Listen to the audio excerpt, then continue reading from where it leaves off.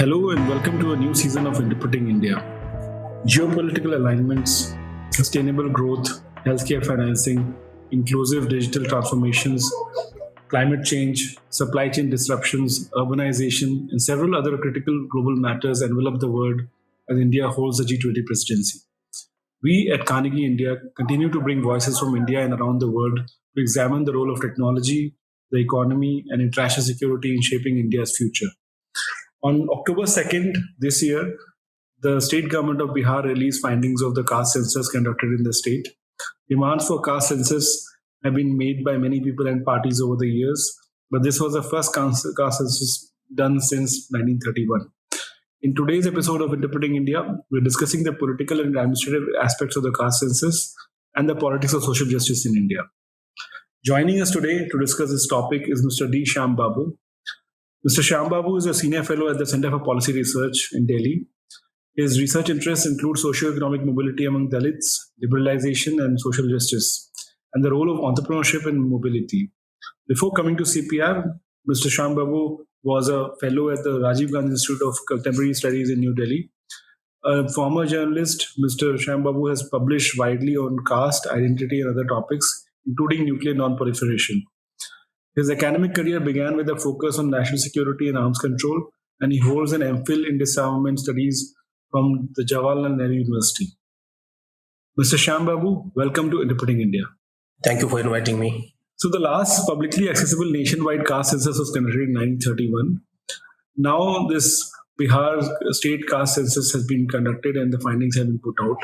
So let me start by asking you this broad question, that why does the Indian state, which collects data on many markers for individuals and households, why has it been so reluctant to collect data on caste?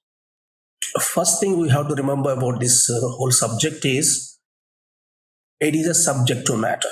Caste census is a subjective matter. Those who are supporting predominantly belong to those castes which tend to benefit.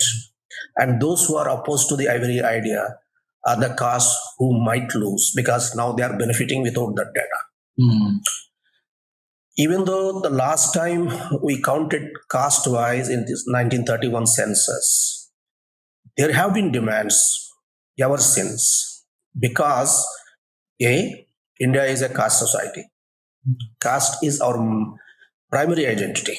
And urbanites might say something else, but that's a different matter. But predominantly, it's a caste society. And since we have accepted caste-based reservations for one group, 1/4 of the country, caste and tribe, there is no way we could have avoided extending those benefits to other castes. Then on what basis can you do that without a caste census? So this caste census issue has been coming up ever since 1950, especially in 60s and 70s.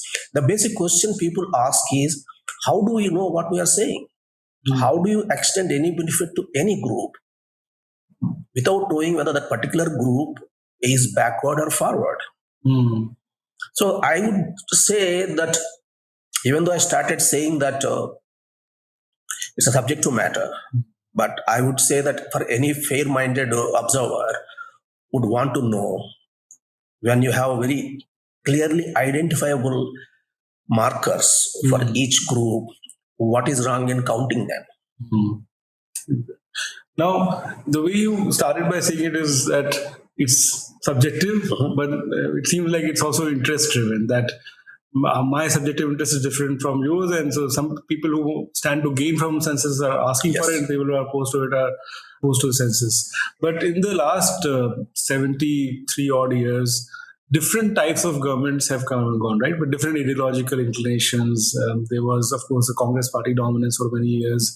Different states have been led by different kind of party. Communists were in power for some states. Different kinds of caste alliance parties were in power in different states. But still, no census was being done. So, I mean, that seems to be a bit of a odd situation, that even though it's such an important issue for Indian politics, and Indian politics often turns on caste alliances, but still no census was done. That seems to be a mystery, that yes, there is subjectivity. Some people want it, some people don't want it. But not even collecting data on this. Okay. Is there anything more to it than just... Well, maybe my answer will be a bit long. Yeah. During the British time, scheduled castes and scheduled tribes, what we now call Dalits and tribal people, were called depressed people. So, in the 1935 Act, government redesignated them or rechristened them as scheduled castes and scheduled tribes. Scheduled castes meant those communities that face untouchability. That is the one criteria. For the scheduled tribes, those who are geographically isolated and their language or dialect most of the time won't even have a script. They are socially backward and they are very shy to mingle with other groups. There are certain criteria, even now we adopt that. So when the constitution came into being during the Constitutional Assembly debates, it was clear for everybody that there was no need for headcount to see whether scheduled castes and scheduled tribes are really backward and discriminated against. So we automatically accepted that. Then Constitutional Assembly also said in Article 340 that we definitely know that these two groups deserve state protection for obvious reasons. But it is possible there are other groups which we need to identify on some criteria. And for that, the government shall appoint a commission to do the job. So that was the context in which you had all those two national backward class commissions. One is by Kaka Kalelkar in 50s and in 70s by Mandal. Yes. They were appointed. So why it has become a contentious issue? You have to see other backward classes in two groups. One is the somewhat better off agricultural castes, People with land, and all of them happen to be numerically large groups. Yes. And they're geographically concentrated, which meant that their numbers, their economic power could be translated into political power. So these are the groups demanding, if you see all these OBC assertion, what we call, in 1967 elections, in UP, Bihar, they came in big. Yes, yes. And even around the same time in 1967, in Tamil Nadu, you had Dravidian government coming to power, again represented by the OBCs. So these upper OBCs spearheaded demand for job quotas and all that. So when the Mandal Commission report was being prepared, there's one member, a Dalit member of the commission, R.L. Nayak. Yes. He made this point that you cannot treat OBCs as a homogeneous group. You have to split them into upper OBCs and lower OBCs, and lower OBCs deserve any state benefits. But upper OBCs being in majority and they are also in prominent positions, they did not accept that. With the result, the first wave of OBC quotas predominantly went to better off sections. The so-called most backward, I hate these categories, but the most backward classes being very low in numbers plus very thinly spread across the country could not come together to make any demands. So that is the reason this matter has been coming up, but nobody even bothered to, and it is not in anybody's interest. Let us see. Upper castes, it is not their interest to count. Yes. Scheduled castes and scheduled tribes, it is not their business at all. And the upper OBCs, they have been getting it. The really deserving candidates, actually, when you see most backward classes, they are in several respects closer to scheduled castes and scheduled tribes. Yeah. But they did not have voice. That's the reason it took so much time to have caste census. Even now, one is not sure. Don't forget, for 2011 census, it was the Congress government which vehemently denied to have a caste census. That's a very interesting point you make, because I was just looking at the data on the Bihar caste census, and as you said that the one point that you made is that the EBCs or the MBCs, whatever you call them, extremely or most backward, they are spread thin. So the collective action is very difficult, and you see that in data also that the OBC, there are a few castes which are very large in numbers. Yes. And the EBCs, they are 2-3%, 1% across very many castes spread out. So collective action is not easy, because caste in a way is the association life, and then within the different castes, getting collective action is not so easy. Maybe that explains why this demand has not been met till now. Now, you mentioned Article 340. So now, as you know, earlier this year, the Justice Rohini Commission report was submitted. We have not seen the report, but it was submitted. And I remember initially, reading somewhere that initially it was given 3 months. Said, okay, you sort this out, and the sub-categorization problem can be done in 3 months. They asked for 14 extensions, and it took 6 years. That itself will tell you something about the complexities of doing this sub-categorization and doing it well, because the main purpose of that was to figure out who's benefiting, and then what can be done specifically in terms of defining criteria so that the most deserving people can get more of these benefits. So can you tell us a little bit about how we should think about the categorization and subcategorization of caste? What are the complexities involved? Just to give us a hint of what this complex caste society looks like, and how a state which wants to see it, when you see it like a state, what are the kind of challenges that come along the way that I'm sure the Justice Rohini Commission felt also? Well, as an aside, all those 14 or so extensions the commission received, it appears that most of those extensions commission did not ask for. Government didn't want this to end. So it's not just the complexity of the subject, but it's politically also sensitive for governments. They don't want to open this Pandora's box. And I do understand, but I want that box to be open. But back to Rohini Commission, it was entrusted with slicing the OBC groups into some meaningful, rational sub-categorization. And I read some report somewhere that it seems the Commission suggested 3 broad categories. Now, how it looks like, we don't know. But the caste census per se, it depends how many questions you are going to ask. For example, take scheduled caste. Now you treat them as one group, whether one is SC or not. But there are 1,100 castes in that, according to government notification. Scheduled tribes, there are more than 700 tribal groups are put into one basket. As we have seen the sub-categorization movements in Andhra Pradesh, for example, between Malas and Madigas, both are scheduled castes. But Madigas felt that all the benefits are going to the Malas, so they were being discriminated against. So they wanted a sub-categorization. That did not go anywhere. It stuck somewhere, I don't know, probably in some court. The same thing will happen with the OBCs, even though you have thousands of castes.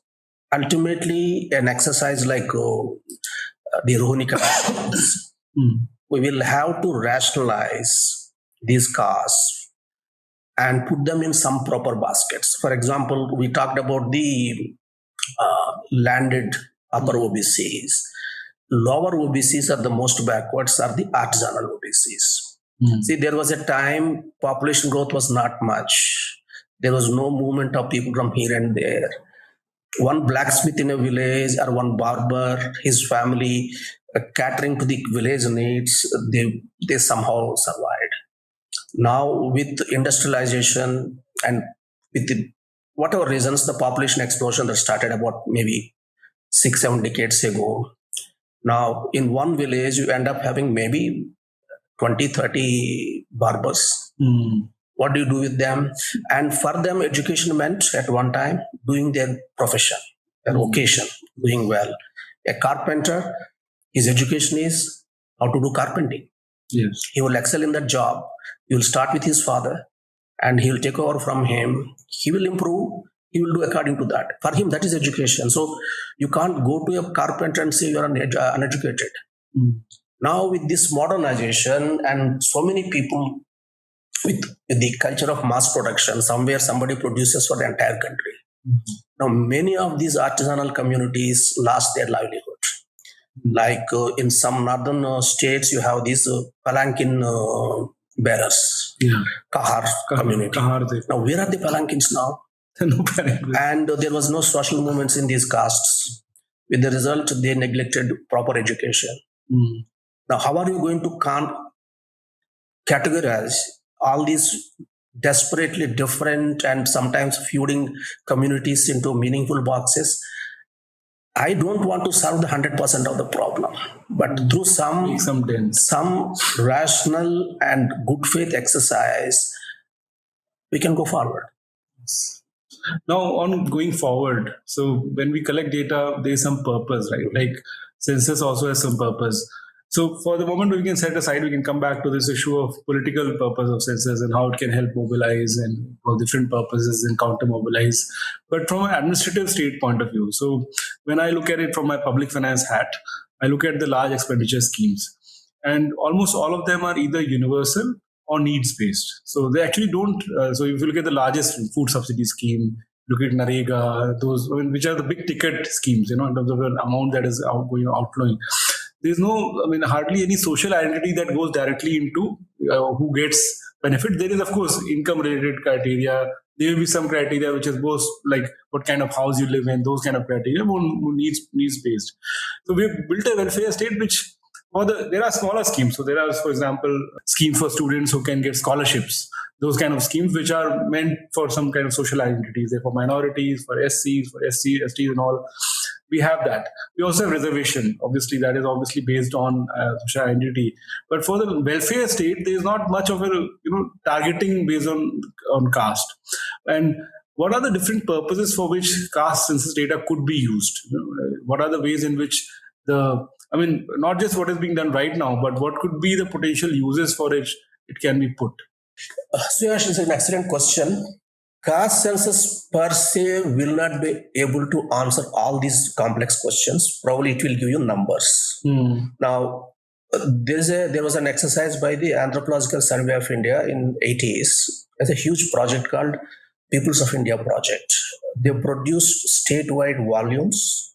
They did extensive surveys of each community. They talk about, even now, since it's an anthropological survey work, I wouldn't say it is dated. It is still relevant for scholars and policymakers. For example, they talk about a community and their features. What are their belief systems? Do they have any gods or goddesses at the community level? Do women work outside the household? Do men smoke? Do they consume liquor? Do women consume liquor? Do women smoke? So, and whether the girls are sent to school or not. So these are the kind of details you need. Why? We are talking backward classes. We are talking most backward classes. I'll give you one example. Government builds a school in a village, appoints teachers, and pays for all facilities, and education is free. Now, some communities send both their daughters and sons. Some communities send only sons. There are other communities who won't send anybody at all. Probably you can't really say only about communities. So within communities, there could be issues with, say, the father who is an alcoholic or invalid. Just kids have to work and earn for the family, so they can't go to school. So these are all kinds of gradations are there. So just because we are calling some groups backward, it doesn't automatically mean that they are physically prevented from going to schools or they're discriminated against. There could be something else. What is that something else? We need to find out. Yes. Now, I can go to an area like Vidarbha or Rayalaseema. These are arid areas and there's not much agriculture. With the result, you see widespread poverty and backwardness there. There you need a different kind of solution. But if you go to Western UP, you find some households are not sending their girls to schools. You need something else. So that is the reason, and one of the things Dr. Ambedkar said in the Constituent Assembly was when he was asked to define backwardness. He said that would be the business of local government. Yeah. By the way, I think this is also context to make this point that if and when we are going to have caste census, you will have to include state and local governments in that, because you can't have an all India schedule for all these castes. You can have all India groupings, but at both state and local level, sometimes you find few castes only present in few taluks. Yes. Very Not in other things. So the next census exercise, if you were to include caste in that, will have to have much wider and deeper participation by states and local governments. So, just building on that answer, three states had written to the center. I think more women have written now to include caste in the national census that is conducted. Many states are saying that they will conduct state-wide census. At least the opposition alliance has said that they want to conduct in some of the states that they are in power in. So it seems like, I mean, it's possible that there will be some politics around it, but it's possible, likely that at least some more of these censuses will be done at state level. Maybe a national census may also happen. Now, so this question is in two parts. First of all, how do you see the politics of caste census going forward? And second is, if more censuses are to be done, one idea you gave is that local government should be included and consulted to do it well. But what are the other ways in which you can do a better caste census? So you saw the Bihar caste census, the way it was done. It may have had some advantages, but what was the thing that it missed? What was the lacunae you saw in the way it was done? So as a person who studies this, as a scholar of this, what would you do better in the future caste census? Unfortunately, the whole discourse is being dominated by politicians. And their interests are very short term. Yeah. Now, if they really care, even at the state level, for example, Bihar government did this caste census survey and released some data. If they are serious about this, they could appoint a few expert committees, including people from anthropology, just to study how many castes are there, how are you going to meaningfully put them in different baskets. So census as a government exercise of head count probably is step one, but you need several other steps, like finding out a particular community's backwardness. There is some evidence that not just scheduled castes, most backward communities do face untouchability kind of conditions. But where are they? Is it all India phenomenon? So for that you need several studies. And again, I would say it has to be a good faith exercise. If you see, always it has a kind of, now it has become a big thing because of the 2024 elections. But scholars cannot be and should not be worried about only elections. So if you can make this a more a scholarly work, not less a political enterprise, that should be the starting point. So census plus so many other local things are needed. Now, I want to broaden the conversation to discuss the politics of social justice in India and seek your perspective on a variety of issues related to the politics of social justice in India, because you as a scholar have worked on the politics and economics of social justice for many years. I want to understand your perspectives on these issues. So you've written about some of the forces that will be changing the social order towards more justice. For instance, you've written about how the constitutional and legal commitment to equality was a starting point for our republic at the time of its founding. So, for example, Articles 14 to 17 of the Constitution or laws, basic laws like the Indian Penal Code, have the presumption of equality built into them. You also studied the affirmative action in legislatures, the government jobs and higher education and so forth, which create opportunities that would otherwise not be easily available. And you also analyze, interestingly, the ways in which the market economy might be exerting pressures on traditional caste-based social order. And you work with Chandrabhan Prasad, Land Prachit, Devesh Kapoor, and others. On the other hand, you've also written about the consequences of the caste-based society. For instance, in a recent paper that I read by you, you've written about how caste-based social order may have strategic consequences for India as well. It's something that I had not thought about. So I'd like to pick on some of these themes that you've worked on and learned from you. But let me begin with a broad question. What more could we as a polity be doing to mitigate some of the negative consequences of caste in India? I'm a great believer in the constitutional governance. Yeah. We have had a very forward looking, enlightening constitution. It gave us a template to take care of ourselves. We have been really irrational, very unfair to our own system. The system was trying to right the wrongs of centuries. Now, in few decades, we wanted everybody should be on the same plane. Now, I'm 63 now. At least I have been counting for the past 30, 40 years. 3 decades after independence, still we have poverty. 4 decades after independence. So if now it's coming to 73rd year or 74th year, I mean, I would say probably we would have taken a couple of centuries to go to some level of a middle income country status. Now, we haven't given that much time. What we have done is we sabotaged our own systems. For example, if you see most demands for more quotas are coming from states predominantly where governance collapsed, school education collapsed, teacher absenteeism is more. So while society is creating more problems and not solving its old problems, it is not even letting the state take care of those problems. So how many social problems you can solve through political strategies and administrative means? There's a limit. Yes. So I would say we need to be more patient. Now, take the case of OBC reservations. Go and read, you must have read Part 16 of the Constitution, which deals with the special powers for the some communities.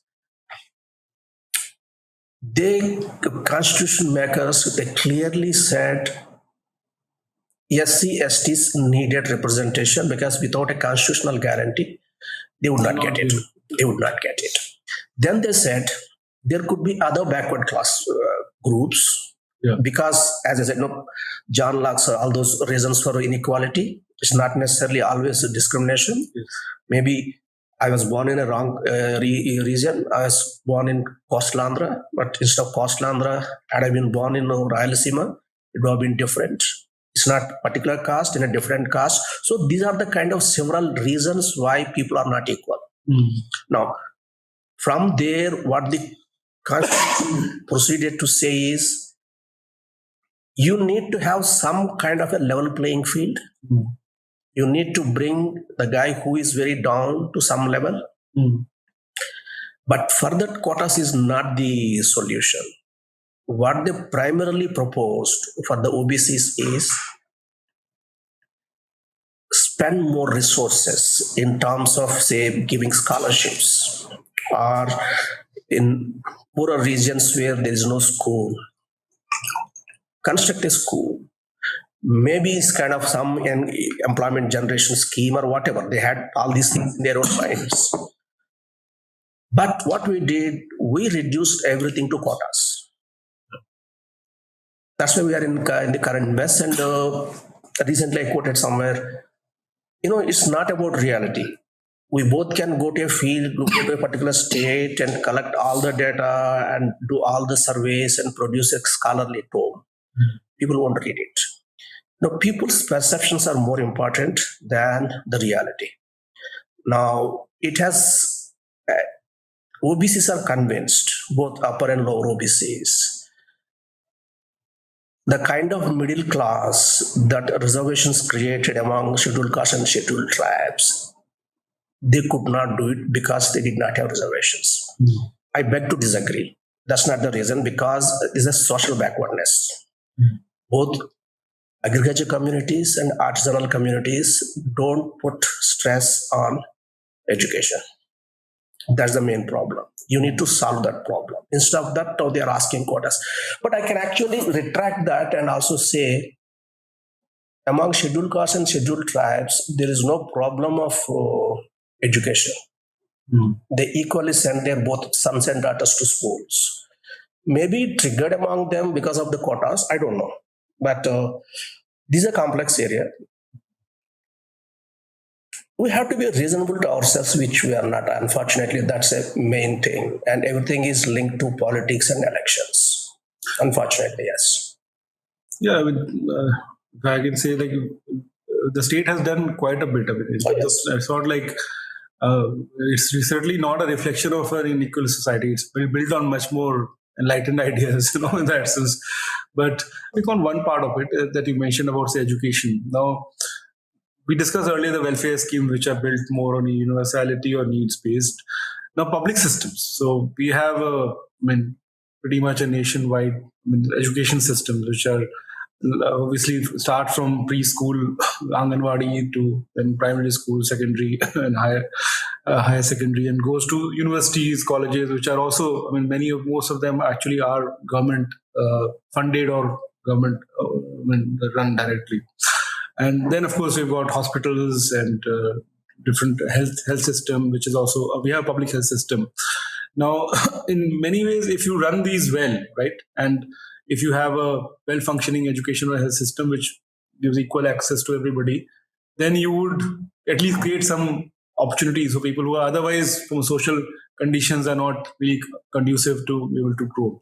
And you see that not much investments, have happened in some of these states where a lot of this noise is being made, right? Like, I come from one state, Uttar Pradesh, and Bihar is where this caste census has been done. UP and Bihar, the public systems are very weak, and there's not much politics around improving the quality of education systems, quality of health systems, nutrition, all of that.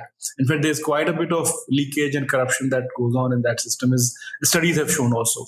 So, in some ways, I feel that this politics of social justice is not touching this part. Am I right? And why is that the case? Because if you build these systems, and that includes police and criminal justice also, any public system, if well run, would benefit pretty much everybody, and maybe benefit people who are worse off more disproportionately, perhaps.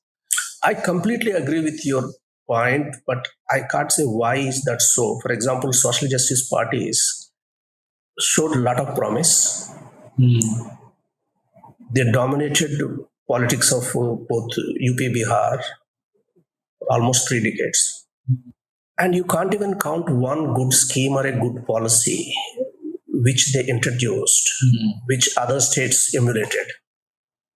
Or they can proudly say these are our accomplishments. This is how we reduced poverty, or this is how we improved anything else. You have all central schemes like all these mega highways. There's nothing to do with state governments. No. Now, why is a fact, but why is that? I have no idea. But they only believed and trafficked in slogans. They haven't focused on actual administration.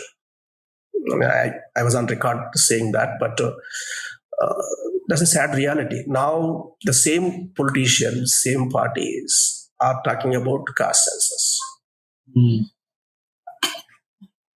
Why they took decades? First time you had this division, lower OBCs and upper OBCs. That was the brainchild of late Karpuri Thakur when he was chief minister in 1977 to 79. He did that. Why his followers did not take it up seriously? When they were in power, they could have asked the universities and colleges to take up some projects in collecting the data and finding out what are the reasons. They haven't done any of those things. That's a fact. Why, I don't know. I can't answer that the second part. Yeah, it is quite a puzzle because, if you see that there is a situation of social inequality, and in some ways opportunities are not being accessed because of your background conditions, you build public systems which are directly and freely accessible. And if they function well, then you will indirectly be able to serve them. But do you want to add to that? Yeah, you see, once a friend asked me, look, if there's an affront to a statue of Baba Sahib Ambedkar, Dalits all over the country would come into the streets and they would protest, they would write articles, and they go on TV and do a lot of activism. Now, in villages in several states, teachers are not showing up in schools. That is affecting the outcomes of Dalit children. Why is it the same Dalit parents who are so active on emotive issues won't show the same kind of commitment and fervor when it comes to the future of their own children? I said it's a fact, but I don't know. We don't know that. So it's not just OBCs I'm talking about. It's a puzzle why we don't care for very basic things in our lives. No, another aspect of your work has been to study the consequences of a more open and more rapidly growing economy on the social system, and to the limits of that as well. I mean, because you have more recently written about social cognition and consequences. I mean, which are different. I mean, where the causality works the other way, that your social cognition may shape your material achievements as well, right? And on the other hand, you may also have a situation in which, as you've shown in your study with Chandrabhan Prasad, Lan Pritchett, and Devesh Kapoor, that there was mobility that happened after the 91 reforms, and there was some degree of, in some ways, change. You can may not be social change, but there is change in the living conditions of people who are able to participate in those. Now, this caste census came out of Bihar. Bihar is the only large state that didn't see any per capita income growth from 91 to 2004. Like it was 91 was a reform, and then 93 onwards, when Pritchett and company, rapid growth of sorts started in India. And you didn't see any growth at all in per capita GSDP in that state. So it still is a poorest large state in India. And in some ways, that politics is, I mean, of course, on the public system side we discussed, but also there is an issue that what is the economic revitalization vision that can, in some ways, maybe directly or indirectly, serve the social cause as well. I mean, not fully, as we said, and we'll come to that as well about your work on the limits of that. But there is also that mystery that some of these, not all, because you do see in South there are some parties and some different parties in the same state that agree on some of these social justice issues, and they do different kind of economic politics. I mean, their policy making is different, but at least from the belt where this is coming out of, there is not that much of an emphasis even on the well-functioning market economy in many ways. So, if you can tell us a little bit about that work that you did on what are the kind of changes you saw because of the market economy, and how do you then kind of link that to the larger politics of social justice? Thank you for asking that question. I hope we both agree on the validity of market economy as a more appropriate system for any country. I agree with that. But market economy is not just a kind of an autonomous force that will go and transform the country. It's in a way kind of a superstructure to overstretch the point. Look around, entire OECD, they are the best capitalist countries, the richest capitalist countries. What you see common among them, they're all market economies. Yeah. But beneath that, they're all believe and practice in the rule of law, due process. Very interestingly, you mentioned about southern states.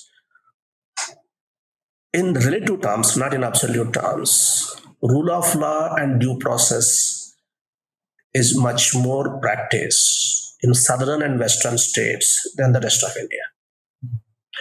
So, whatever work we did on market economy, at that time we didn't really focus much on the need for a rule-based system, rule of law, and the due process. That is clearly linked to your performance as a society and as a country and as an economy. Show me one country where there is no rule of law and no due process, but it is very rich and prosperous and peaceful country where people can have their civil liberties and freedom of expression. You don't find it.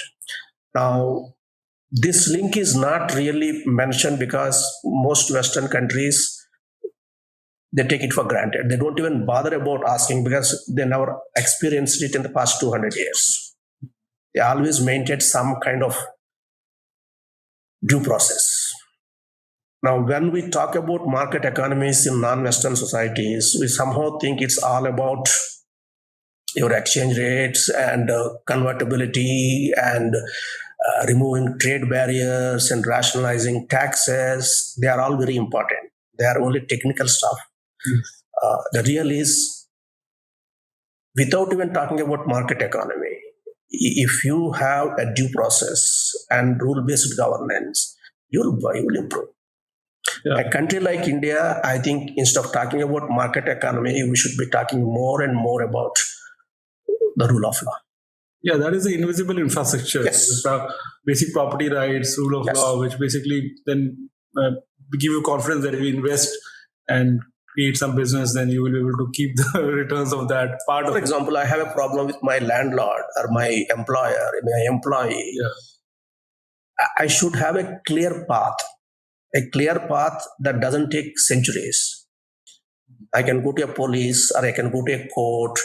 Ultimately, a contestation goes up to Supreme Court within a reasonable time, maybe 5 years or 6 years. Justice is done. At least, even if I lose it, I know that I have used all the means, and everywhere the system is more or less fair. Probably I failed to appoint a more brilliant lawyer to argue my case, so I can have other excuses, but I wouldn't say that system is fixed. Now, we don't have that kind of assurance here. Even if your legal system is fair, it takes ages, especially civil cases. Yes.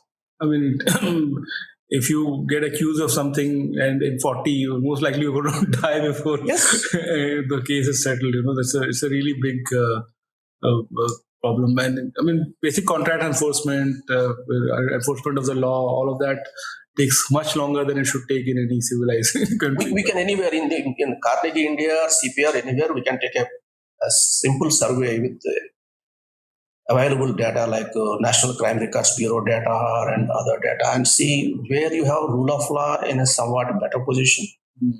That the state is doing fine.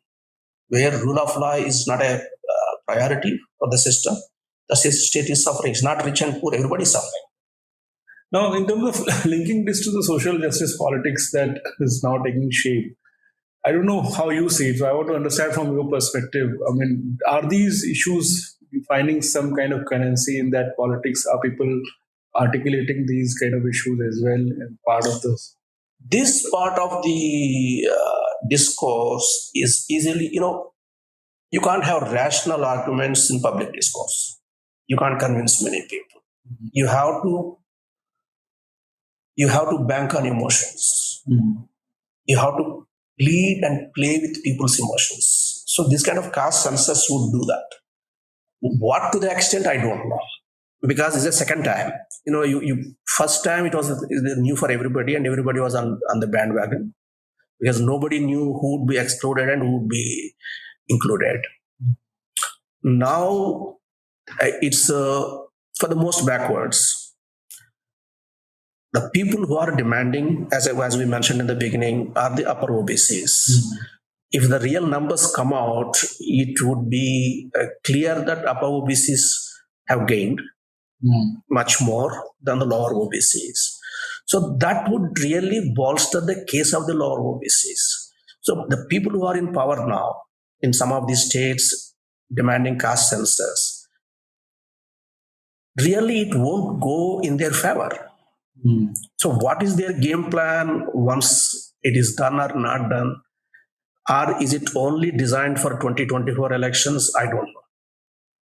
I'm not really hopeful because in 3 decades, social justice politics has not done anything significant to any group. It's a fact. Yeah, whatever what was done earlier. Yeah. Emotive issues, yes. See, if a community feels empowered, if a member of that community becomes a minister or a chief minister, now after that emotive appeal is satiated, what next? Now, just one other theme on the same kind of broad topic is that the working of democracy. So, I think democracy, you need to get a plurality of votes to come to power. That plurality can be constructed in a variety of ways, right? One way is to find different social alliances. And I mean, it has very interesting consequences. Like I come from UP, as I told you, in 2007, BSP won a single party majority on a very interesting, unusual social alliance. And of course, it's a very complex process through which it achieved that alliance, and it wasn't very kind of nothing happened in 6 months, right? It was a long process that led up to that moment. And so we had a Dalit chief minister for five years, and she had fair bit of power because she was the supremo of that party. And different, I mean, such phenomenon can be made possible by the working of democracy, because different types of factions have to work together to be able to come to power and govern. But that's the limit of democracy. Liberal democracy is generally very silent about what kind of human beings should be citizens, right? Like they don't really they take preferences as given mostly. That okay, you have some preferences which come from your family, social background. State is not going to get into that too much. Maybe we'll build an education system, some common curriculum, or nothing beyond that. There'll be some degree of civic education and all. So I also agree that creating good human beings is not necessarily a political objective. It's a much larger and complex process. But creating citizens is, right. You can't have a republic without citizens, and you can't have citizens who don't at least believe in basic equality, right? Because democracy is fundamentally a social principle, not just a political system or a process of selecting. People have to see each other as equals, politically equals. Yeah. Then people have different capabilities, interests. Those inequalities are much more, part of the way people live and choose their lives. But one cannot start with the assumption that a citizen can believe another citizen is naturally inferior to them by birth or whatever like that. So it's completely inconsistent with the idea of having a liberal democratic republic. So let's aside the question of creating better human beings and their beliefs, but creating citizens itself.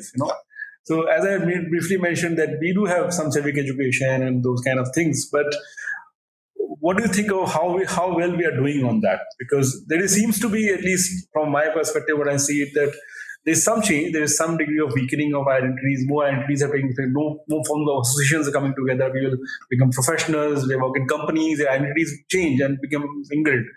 But how well are we doing on that, making of citizens? Not very well. As I mentioned earlier, that for our kind of problems, the kind of system we created for ourselves, probably do take at least a couple of centuries.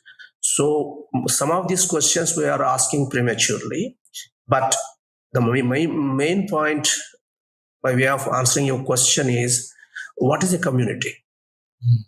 Take a large country. There can be several social identities, but still it is a community. To become a community, I would say you need at least two things. One is the so-called commensality, which is you can sit across the table and share meal. Number two is intermarriage. These are the two features that make you a community. On that basis, you can't call India a community. It is a conglomeration of literally thousands of communities. They don't interdine, they don't intermarry. That interdining and intermarry amounts to fraternity, that brotherly feeling. Now, without that brotherly feeling, you cannot become a political community. So, where do you put India in that case? Tell me, where do you put it? I don't know, because I don't have any other example to say. So in one of your recent writings, you have this three stages, right? There's a kind of a society phase, Yeah. there's a nation phase, and then there's a nation state, which is kind of a so. And you say, you just asked me the question, answering with your own work. Sure. In some ways, we are in a pre-nation kind of phase. Like we still don't have the kind of nation. The community to nation, it's a process. Let us not be too unfair to India. We are a peculiar country. I mentioned, I think probably in the same place, that in entire OECD, there are only two countries which have more than one language. Language is one part, one feature that gives you unity. Yes. Now, the kind of extraordinary diversity you have in terms of communities, not just states, look in terms of agroclimatic zones. Agroclimatic zones, those are the features that in a way mold your culture over centuries. Now, anthropological survey, I mentioned about that Peoples of India project. For that, they divided India into 90 units. They call it economic and cultural zones. So this is the kind of diversity you have. No matter what kind of very enlightened government you bring about, it's a very complex and very big challenge. So the system we have created is good, but the people who came to work in that are not up to the mark. And what would be the contours of this nation building? Like, there has been obviously different attempts. There is this kind of constitutional nationalism, some people call it, and then there is, of course, a certain cultural nationalism, which is saying that we have a shared Hindu identity. I mean, even if your religion is different, there is a civilizational, cultural kind of construct that is being connected with the idea of the nation, which is a very modern. They cannot be basis for your nationhood. Europe was known as Christendom. It's a land of Christians for 1,000 years. And all those 1,000 years, Christians were killing each other based on their languages and groups and denominations. It became a political unit hardly 100 years back. I would say in the only 20th century. First and Second World Wars were fought according to ethnic lines. So the idea that our religion can unite us, culture can unite us, everybody else tried. Islam talks about Ummah. Where is Ummah now? Islam is split into about 30, 40 countries. I forgot the number. So religion cannot, for example, Pakistan was created on what basis? Religion. What happened to Pakistan? Within 25 years, it broke into two pieces based on linguistic nationalism. So we have no evidence from anywhere in the world to suggest that your religion or culture would produce political nation. But on the other hand, as you've written in a recent paper, that having this kind of a caste society is what you call structural incompetence, yes, which actually in some ways is a weakness for first developing a coherent kind of idea of your place in the world and also building capabilities to pursue that ideas. Can you elaborate on what you meant by? No, you are fighting an enemy, but your soldiers are from different languages and regions, and they have their own food habits, and they don't want to sit with other soldiers. How are you going to fight it? But hasn't the state already put in place systems to overcome that? Like if you join a particular force or any particular kind of state organization, then aren't you all treated equal if you're equally placed in the organization? Isn't that kind of idea of modernity already in place in the Indian state? In urban areas, more or less, I would agree. But go to any village, it is still structured the way it was structured hundreds of years back. Because it's a geographic separation also. It's not social separation. Each caste would live in its own corner. They don't interdine. They don't intermarry. Where will you go from there? So urbanization is one process. And sometimes disruptions like economic reforms. In our study, we found even extreme distress, economic and social distress, would end up helping the victims because they would just leave those villages, go to urban areas, and they create labor shortage back home. Then the upper caste wouldn't be able to have the same kind of control over them. So those are the kind of changes would take place. And then they give it or sharecropping to the same families. It's kind of a subversion. That is but again, for everything, keep your rule of law.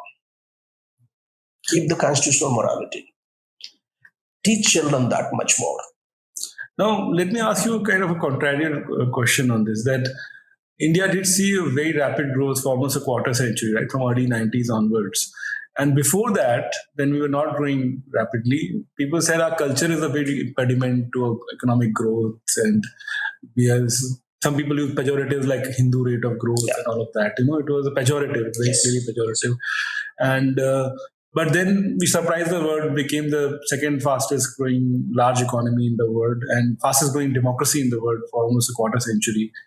So, how important? One. It's a very high-level question. Maybe you can break it into parts. That all the cultural determinism of the pre-reform era, in some ways, this would fly in the face of that, right? Well, I wouldn't know. Maybe what happened 25 years since 1991 could be an exception to the rule. It is too early to say that. I'm sorry, what is the other question you asked? That was the question, that isn't this 25 years of fairly rapid growth, evidence that goes against the cultural determinism of, Where does India stand now?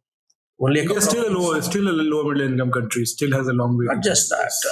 In the hunger index, we are 114. We are in the good company of sub-Saharan Africa.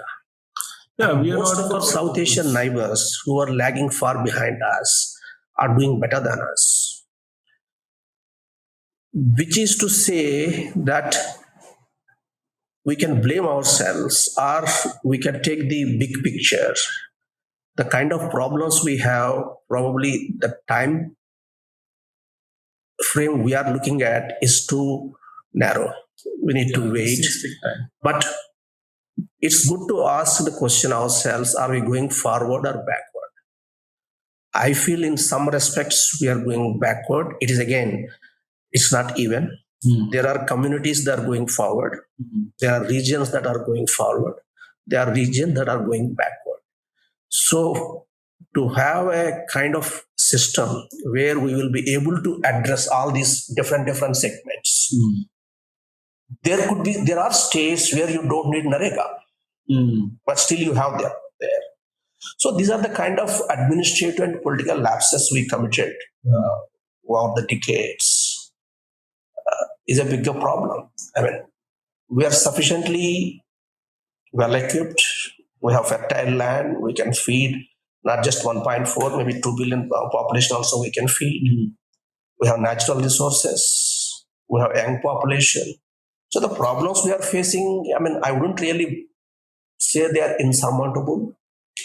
They become insurmountable when you lose the plot. That's my worry now. Penultimate question is, are you optimistic about social justice in India, especially on the caste issue?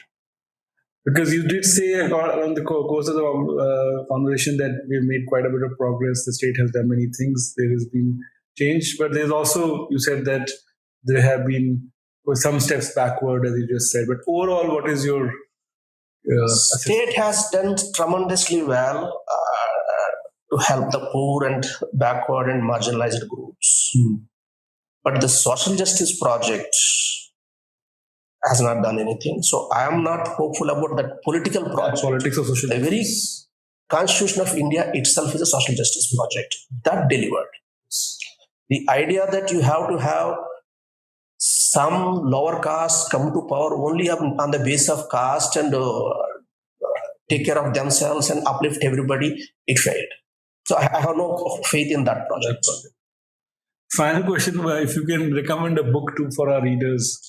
I wouldn't recommend one book. I would recommend that Peoples of India Project volumes. If one can take his own state, or there's one particular volume for scheduled castes, one particular volume for scheduled tribes, and state-wise volumes are there.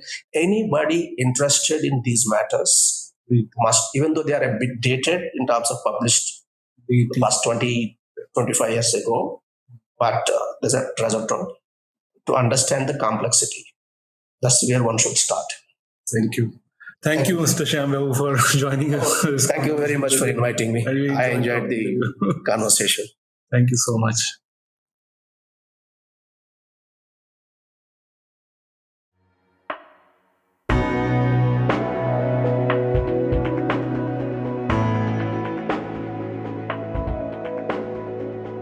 We'll be back in 2 weeks with a new episode. To make sure you don't miss it, be sure to subscribe on Apple Podcasts, Spotify, Stitcher, or wherever you get your podcast from. From 4 to 6 December 2023, Carnegie India will convene the 8th Global Technology Summit, co-hosted with the Ministry of External Affairs, Government of India. This year, we will discuss key technology policy issues concerning digital public infrastructure, artificial intelligence, critical and emerging technology, space, semiconductors, national security and technology, data protection, and more. To register for the summit, visit gts2023.com. That's gts2023.com. Make sure you follow our Twitter, Facebook, and Instagram accounts for more updates on the event. Thank you for listening and see you next time.